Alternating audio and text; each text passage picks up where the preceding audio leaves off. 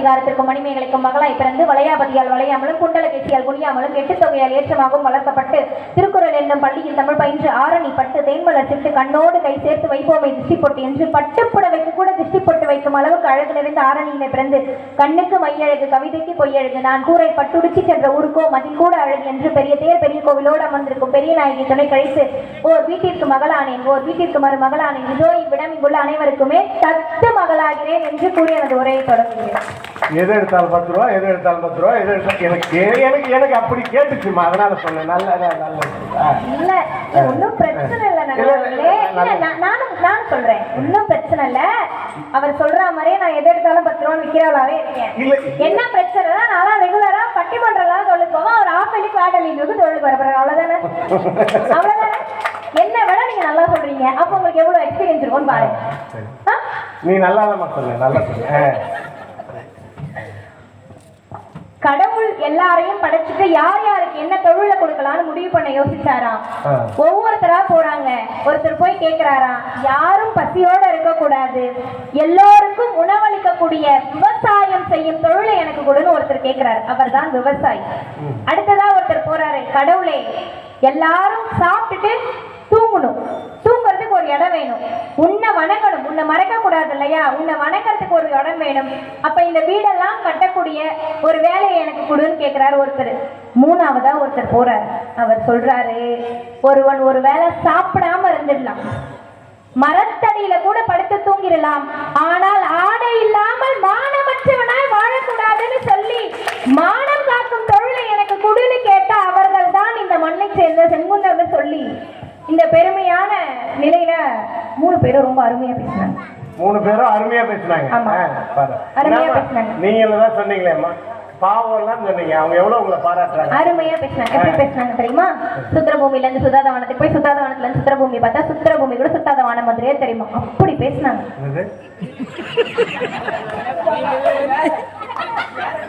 இது 10 ரூபா காயின் போல, நோட்டுக்கு வித்தாங்க, இப்ப காயினுக்கு விற்கிறாங்க.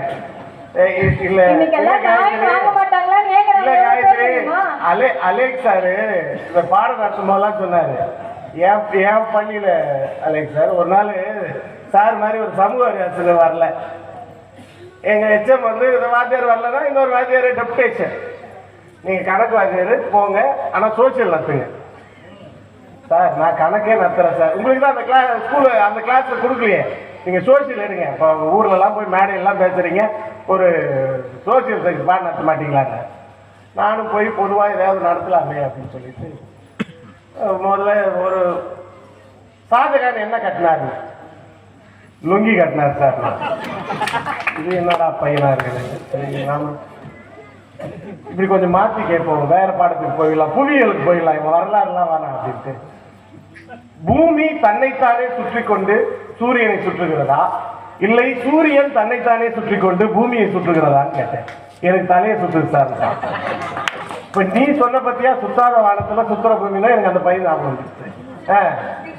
தப்புல உங்க மாணவர்கள் சொன்ன மாதிரி சுத்திருச்சு. மாணவர்கள் அப்படிதான் இருக்காங்க. எல்லார் வீட்லயும் ஒரு செல்லப்பிராணி வளர்க்கணும்னா என்ன வளர்ப்பாங்க? நாய் வளர்க்குறாங்க. நான் செல்ல பிராணி பத்தி சொல்றேன், வேற வழியிலேயே வளர்க்குற பிராணி பத்தி நான் பேசுறேன். எப்படியா இருந்தாலும் என் முன்னாடி சோறு போடுற தெரியுமா, எடுத்துட்டு வந்து வைப்பாங்க, வச்சுட்டு அது என்ன நாடகங்க, அது இனியாவா, இனியா. எங்க வீட்டுல எடுத்துட்டு வந்து வச்சுட்டு இனியாவது குழம்பு வருமா அப்படின்னு நான் காத்திருக்கணும். அதனாலதான் இனியா. அதுக்கு நான் எதிர்நீச்சல் போடணும், அப்பதான் குழம்பு வரும்.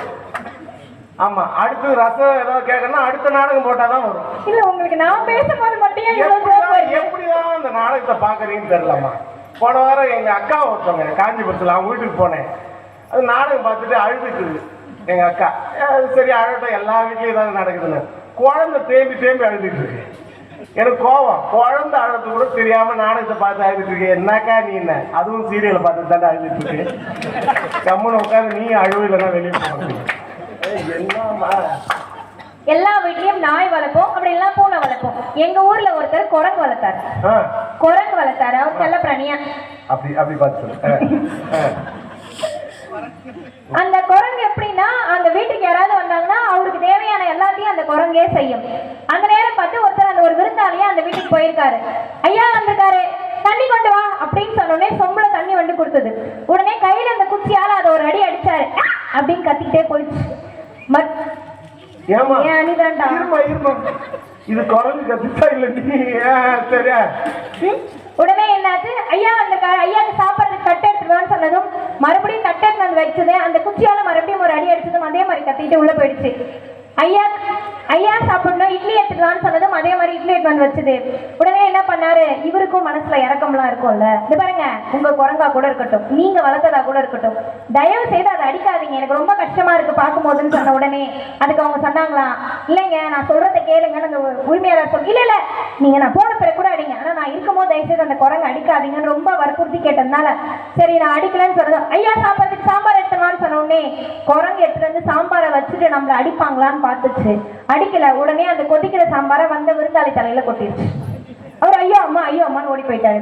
இது நகைச்சுவைக்காக சொல்லப்பட்ட கதையா இருந்தாலும் உண்மையில் மனிதர்களின் மனம் ஒரு குரங்கு, அதை ஆன்மீகம் என்னும் தடி கொண்டு அடிக்கத்தான் அது பக்குவப்படும்.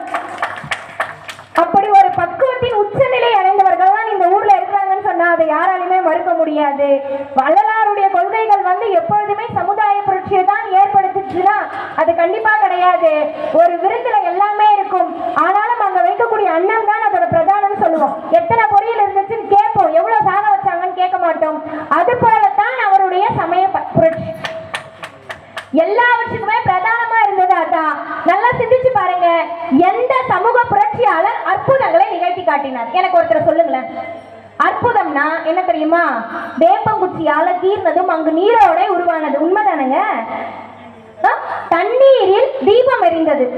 இது எல்லாம் ஒரு சமயத்தில் புரட்சியாளரால் செய்ய முடியுமே தவிர ஒரு சமூக புரட்சியாளராக யாருமே இது வரைக்கும் செய்யல. உண்மையில் சொல்ல போனால் சமயத்தில் இருந்த குறை எல்லா இடத்திலும் இருக்கும் இல்லையா, அந்த குறைகளை சரிப்படுத்தினாரே தவிர சமூகத்தை முழுக்க முழுக்க அவர் மாத்தணும் நினைச்சிருந்தா ஜோதி வடிவமாக தன்னை மாற்றிக்கொள்ளணும்னு அவர் நினைச்சிருக்கவே மாட்டார். அதானே உள்ள 5 மாச பிள்ளைக்கு என்ன தெரியும்னு கேட்போம் நம்ம. இன்னைக்கெல்லாம் 5 வயசு பிள்ளைக்கு எல்லாம் தெரியும். 5 மாத பிள்ளையா இருக்கும் போது சிதம்பரத்தில் தான் தரிசிச்சத அப்படியே மாறாம தன்னுடைய பாடல்ல கொண்டு வந்து நிறுத்துறாரு. இது ஒரு சமூக புரட்சியாளர் செய்யக்கூடியதா, சமய புரட்சியாளர் செய்யக்கூடியதா? சொல்லுங்க பார்க்கலாம்.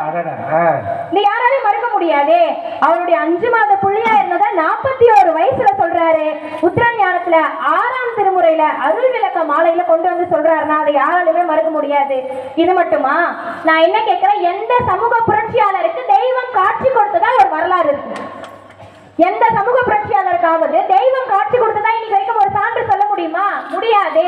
அண்ணியோட பேச்ச கேட்டு அண்ணன் ரொம்ப வருத்தப்படுறாரு, தம்பி தயவு செய்து படிங்க, வீட்டுல படிங்கன்னு சொல்லும் போது மாடியில தண்ணி அறையில போய் உட்கார்ந்து இருக்கும் போது கந்த கொட்டத்துல இருக்கிற உன்னை பார்க்க முடியலையே அப்படின்னு கலங்கினதும் கண்ணாடியில் காட்சி அளித்தார முருகப்பெருமான் சொல்றாரு. அது சமூக புரட்சியாளனுக்கு, எந்த சமூக புரட்சியாளனுக்கு இறைவன் காட்சி கொடுத்ததா ஒரு வரலாறு சொல்லப்படுது? புலால் மாமிசம் சாப்பிடக்கூடாதுன்னு சொன்னாரு. இது சைவ சமயத்தின் அடிப்படை கொள்கை தானே? சைவ சமயத்தோட அடிப்படை கொள்கை தானே அவர் சொன்னாரு. இது யாரும் இல்லைன்னு சொல்ல முடியாது. இவங்க சமூக புரட்சின்னு பேசும்போது எனக்கு ஒரு கதை ஞாபகத்துக்கு வந்துச்சு. ஒரு குரு ஒரு சிஷ்யன் இருக்காங்க. ஒரு குரு தினமும் தனக்குரிய ஒரு புத்தகத்தை திறந்து வச்சு பாடம் எடுக்கிறாரு. தினமும் அதை உட்கார்ந்து கேட்கிற சிஷ்யன் யோசிக்கிறான், இவர் என்ன புதுசா நமக்கு சொல்லிட போறாரு, வெறும் புத்தகத்துல இருக்கதானே சொல்ல போறாருன்னு சொல்லி அந்த குரு கிட்ட போய் அந்த புத்தகத்தை என்கிட்ட கொடுத்துருங்க, நான் எடுத்துட்டு போய் படிச்சுக்கிறேன்னு சொன்னதும் குரு எதுவுமே சொல்லலாம். அந்த புத்தகத்தை கொடுக்குறாரு. எடுத்துட்டு போனதும் அதுல 3 வரி இருக்கு. எச்சில் புனிதம், வாந்தி புனிதம், இறந்தவன் மேலாடை புனிதம். இதை கொஞ்சம் நல்லா கவனிக்கணும். எச்சில் புனிதம், வாந்தி புனிதம், இறந்தவன் மேலாடை புனிதம்னு இருக்கு. இதை படித்த சீடன் யோசிக்கிறான், உண்மையில் இது 3மே புனிதமான விஷயம் தான் போலும், இதை நம்ம தான் புரியாம வச்சுக்கிட்டோம்னு நினைச்சுக்கிட்டான். மறுநாள் இந்த பக்கமா நடந்து போகும்போது இதே மாதிரி ஒரு இடத்துல அன்னதானம் முடிஞ்சு இலையை தூக்கிட்டு வந்து வெளியே போடுறாங்க. அந்த இலையை பார்த்ததும் அவன் யோசிக்கிறான், எச்சில் எவ்வளவு புனிதமான விஷயம், இதை இப்படி தூக்கி எரிஞ்சிட்டாங்களேன்னு சொன்ன உடனே அங்க இருக்கிற ஒருத்தர் சொல்றாரு, நீ பைத்தியமா, சாப்பாடு உள்ள போடுறாங்க போய் சாப்பிடணும். இல்ல பல நூல்கள்ல சொல்லியிருக்கு, இது முக்கியமான கருத்து, எச்சில் புனிதம்னு சொன்னதும் அவனோட குரு அந்த பக்கமா வராரு. வந்த குருவை பார்த்து, நீங்க கொடுத்த புத்தகத்துலதான் எச்சில் புனிதம்னு இருந்துச்சு. நீங்க கொடுத்த புத்தகத்துல தான் எச்சில் புனிதம்னு இருந்துச்சு. இவர் சொன்னா ஏத்துக்கலன்னு சொன்னதும் அதுக்கு அவர் சொன்னாரு, எச்சில் புனிதம்னா இது கிடையாது, இது கிடையாது. நாமெல்லாம் இறைவனுக்கு பால் அபிஷேகம் பண்றோம் இல்லையா? ஏன்? புனிதத்தோட அடையாளம் பால், அதனால தான் பால் அபிஷேகம் பண்றோம். எப்பயுமே மாட்டுல இருந்து பால் கறக்கும் பொழுது யாரும் நேரடியா போய் கறக்க மாட்டாங்க. கண்ணுக்குட்டி அவிழ்த்து விட்டு கண்ணுக்குட்டி முதலில் அந்த பாலை குடிக்க ஆரம்பித்த பிறகு, அந்த சுரப்படுத்த பிறகுதான் பாலை கறப்போம். இன்னைக்கு வரைக்கும் யாராவது அது எச்சில் பால்னு சொல்லியிருப்போமா? கிடையாதுல்ல. அடுத்ததா வாந்தி புனிதம்னு இருக்குல்ல. ஒரு குழந்தையை கருவுற்று இருக்கக்கூடிய தாய் எடுக்கக்கூடிய வாந்திய புனிதம்னு சொல்றீங்களா அப்படின்னு கேட்டதும் இல்ல இல்ல இல்ல இல்ல அத சொல்லல. எதை தெரியுமா நாங்க புனிதம்னு சொல்றோம்? இந்த தேனி இருக்கு இல்லையா, தேனி தன்னுடைய அழகான அந்த தேனை உறிஞ்சி மலர்ல இருந்து கொண்டு போய் தேன் கூட்டுல உமிழும். நானும் அண்ணனும் பேசிக்கிட்டு இருக்கோம், தண்ணி குடிக்கிறேன், சிரிப்பு வந்துருச்சு. அப்படியே என்ன ஆகுது, தண்ணி எடுத்துட்டு வெளியே போய் துப்பும் போது அவ தண்ணியை துப்புறான்னு சொல்றீங்களா, வாந்தியை துப்புறான்னு சொல்றீங்களா? வாந்தி வந்துச்சு பாரு அந்த பிள்ளைக்கு, நீ சொன்னதுலன்னு சொல்லுவோம். அப்ப அந்த தேனை எப்பொழுதுமே நம்ம வாந்தியா நினைச்சது இல்ல, புனிதத்தின் அடையாளமா தான் இன்னைக்கு வரைக்கும் கருதிக்கிட்டு இருக்கோம். தேன் மட்டும்தான் தானும் கெடாது, தன்னை சார்ந்ததையும் கெட விடாது. அதே போல சரி, இந்த ரெண்டு விஷயம் கூட பரவாயில்ல. இறந்தவன் மேலாடை புனிதம்னு சொல்றீங்கல்ல, இறந்தவன் மேலாடை புனிதம்னு சொல்றீங்கல்ல. ஒரு இறப்பு வீட்டுக்கு போயிட்டு வந்தாலே நம்ம எல்லாம் குளிச்சுட்டு தான் உள்ள நுழைவோம். அந்த பெண்ணை யார் வீட்டுக்காவது கூப்பிட்டு வந்தாங்கன்னா பார்த்துட்டு போனா கூட முகம் கை கால் கழுவிட்டு தானங்க உள்ள போய் நுழைவோம். அப்படி இருக்கும்போது இறந்தவன் மேலாடை எப்படிங்க புனிதமா இருக்கும்னு சொல்லும் பொழுது, தரத்திலே உயர்ந்த துணி அப்படின்னா அது பட்டு மட்டும்தான். அந்த பட்டு பூச்சி உயிரோடு இருக்கும் பொழுது யாரும் அதன் மீது இருக்கக்கூடிய ஆடையை எடுக்க மாட்டாங்க. அது இறந்த பிறகுதான் அதன் மீது இருக்கக்கூடிய ஆடையை எடுக்கிறாங்கன்னா அந்த பட்டு புனிதம் தானே. இறந்தவன் மேலாடை புனிதம்னு அதைத்தான் சொன்னாங்கன்னு சீடர் சொன்ன உடனே நல்லா சிந்திச்சு பாருங்க. இவங்கெல்லாம் மேலோட்டமா 3 வரிகளை சொல்லி இதுதான் வள்ளலார் செய்த புரட்சி, மண்ணில் விதைச்சதுன்னு சொல்லி முடிக்கிறாங்க. உண்மையில் அவர் சமயத்துக்கு தாங்க பல விஷயங்களை செஞ்சிருக்காரு. உருவ வழிபாடு பத்தி சொன்னாங்க. உருவ வழிபாடை வேண்டாம், ஜோதி வடிவில் இறைவனை பாருங்கன்னு சொன்னாரு. அதை ஒரு சிறுகதையில நான் அழகா படிச்சேன். ஒரு அப்பாவும் மகளும் கோயிலுக்கு போறாங்க. அங்க ஒரு சிங்கத்தோட சிற்பம் செதுக்கி இருக்கு. அப்பாவும் மகளும் கோயிலுக்கு போறாங்க. ஒரு சிங்கத்தோட சிற்பம் செதுக்கி இருக்கு. மகள் சொல்றா, அப்பா அப்பா சிங்கம்ப்பா, இது ஓடி வந்து நம்மள கடிச்சிரும்பா அப்படின்னு சொன்ன உடனே, அம்மா அது கல் சிங்கம்மா, அது நம்மள கடிக்காதுன்னு சொன்னாங்க. உடனே அவள் கேட்கிறா, இங்கே கல்லாய் செய்யப்பட்ட சிங்கம் நம்மை கடிக்காதுன்னா உள்ளே கல்லாய் இருக்கக்கூடிய இறைவன் மட்டும் எப்படி நாம் கேட்டது எல்லாம் தருவார்னு வள்ளலார கொள்கையே அழகா சிம்பிளா சொல்லி முடிச்சிருக்காங்க. இதுதான் ஒரு சமயத்துக்குள்ள இருக்கக்கூடிய விஷயம்னா அதை யாராலுமே மாற்ற முடியாது. எவ்வளவு நாள் இருக்கு? 365 நாள். உண்மைதான். அதுதான் ஒருத்தர் சொன்னா, இந்த கோயில் வாசலில் இருக்கும் பிச்சைக்காரர்கள் கோயிலுக்கு வருபவர்களிடம் கேட்கிறார்களே ஒழிய கோயிலுக்குள் இருக்கக்கூடிய தெய்வத்திடம் அவர்கள் முறையிடுவதில்லை. கோயிலுக்கு வெளியே அந்த கோயிலுக்கு வரவர்கிட்ட தான் கேட்கிறாங்க. மனம்ன்றது 3 நிலையில இருக்கும். 3 நிலை. ஆமா, நம்ம சொல்லுவோம் என் ஆழ் மனசுல இருந்து சொல்றேன் இதெல்லாம் உனக்கு நடக்கும்னு சொல்லுவோம். ஏதாவது தவறான வார்த்தை சொல்லிட்டேன், ஏன்பா அவன் சின்ன பிள்ளை ஏதோ மேல மனசுல பட்டதை சொல்லிட்டு போயிட்டான்னு சொல்லுவாங்க. ஆனா இந்த ரெண்டுத்துக்கும் நடுவுல என்ன நிலையில நம்ம முடிவெடுக்கணும்னே தெரியாம நடுநிலையில ஒரு சில நேரம் நிற்போம். ஆனா இந்த தை மாசத்தில் வரக்கூடிய பௌர்ணமியில பூசமும் புனர்பூசமும் சேர்ந்து இருக்கக்கூடிய இந்த முழு நிலவு நாள்ல மட்டும்தான் நம்முடைய மனம் அலைபாயாமல் 3ம் ஒரே நிலையை அடையும். அதனால தான் வள்ளலார் சுவாமிகளுக்கு தைப்பூசத்தை அவ்வளவு சிறப்பா வச்சு கொண்டாடுறோம்னா, அப்ப மனம் ஒரு நிலைங்கிறத ஒரு சமுதாயம் சொல்லிக் கொடுக்குமா, சமயம் சொல்லிக் கொடுக்குமா? சமயம் தானே சொல்லிக் கொடுக்கும்.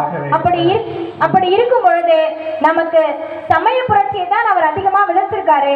இது மட்டும் இல்லாம நிறைவா ஒரு விஷயத்தோட புரிச்சுக்கிறேன். அதாவது சமுதாயத்தில் புரட்சி செய்திருந்தால் புரட்சியாளர் ராமலிங்கம்னு சொல்லியிருப்பாங்க. அவர் சமயத்தில் புரட்சி செய்தனால்தான் ராமலிங்க சுவாமிகள்னு சொல்றோம்னு சொன்னா இதை யாராலையுமே மறுக்க முடியாது. சமூக புரட்சியாளர்கள் அற்புதத்தை யாருமே நிகழ்த்தல. ஆனா சமய புரட்சியாளரா இருந்ததுனாலதான் பல அற்புதங்களை நிகழ்த்தினார்னு மீண்டும் ஒரு முறை பதிவு செய்து, அவரே ஒரு அற்புதம் தான், அவரே ஒரு அற்புதம் தான். குரு இல்லாமல் கற்றார். இவன் தான் எனக்கு சீடன் அடுத்த ஆள வாரிசு அறிவிக்காம எல்லோருமே எனக்கானவங்க, எல்லாரும் கொள்கையை பின்பற்றுங்களே, இறைவனை எங்கு நான் தேடுவேன் போதே நல்ல உள்ளத்தோட உனக்குள்ள இறைவனை தேடு. இறைவனை நம்ம எப்படி தெரியுமா பார்க்கணும்? கோயிலுக்கு போனா முதல்ல பாதத்தை பார்க்கணுமா, அப்புறம் மார்பை பார்க்கணுமா, அப்புறம் கண்ணை பார்க்கணுமா. ஏன் தெரியுங்களா? பாதம். இந்த பாதம் நல்ல வழியில் நடந்தால்தான் நல்ல எண்ணங்கள் உண்டாகும். நல்ல எண்ணங்கள் உண்டானால் நல்ல சிந்தனை உண்டாகும். ஞானிகள் தெய்வங்கள் எல்லாமே இதை பின்பற்றதுனால அவங்களுடைய முகத்துல இருக்க கண்ணை நேரடியா பார்த்தா அந்த நல்ல சக்தியை தாங்கக்கூடிய அளவுக்கு நம்ம உடம்புல சக்தி இல்லையா? அதனால பாதம், மார்பு, கண்கள்னு பாருங்க. ஒரு நாள் உங்களுக்குள் இருக்கக்கூடிய தெய்வத்தை நீங்கள் கண்டுபிடிப்பீங்க. அன்னைக்கு நீங்க இறைவனை நேரடியா பார்ப்பீங்க. உங்களுக்குள்ள இருக்கக்கூடிய ஜோதிமயமான இறைவனை பாருங்கள். தன்னையே ஜோதியாக்கி கொண்டவரை போய் சமூக புரட்சியாளர்னு பெயர் வைக்காம சமயத்திற்காகவே வாழ்ந்தவர்னு சொல்லி வாய்ப்பளித்த அனைவருக்கும் நன்றி கூறி விடைபெறுகிறேன். நன்றி, வணக்கம். அற்புதம் அற்புதம் அற்புதம். மிகச்சிறப்பான பேச்சு. வாழ்த்துக்கள் காயத்ரி. ஒரு 5 நிமிஷம் பெரியவங்களுக்கு எல்லாம் ஒரு வேண்டுகோள், ஒரு 5 நிமிஷம் இந்த தீர்ப்பை முடிச்சுட்டு எல்லாரும் ஒட்டுக்கா போறோம். இல்லைன்னா வீட்டுக்கு வந்து பேசி முடிச்சுப்பாங்க.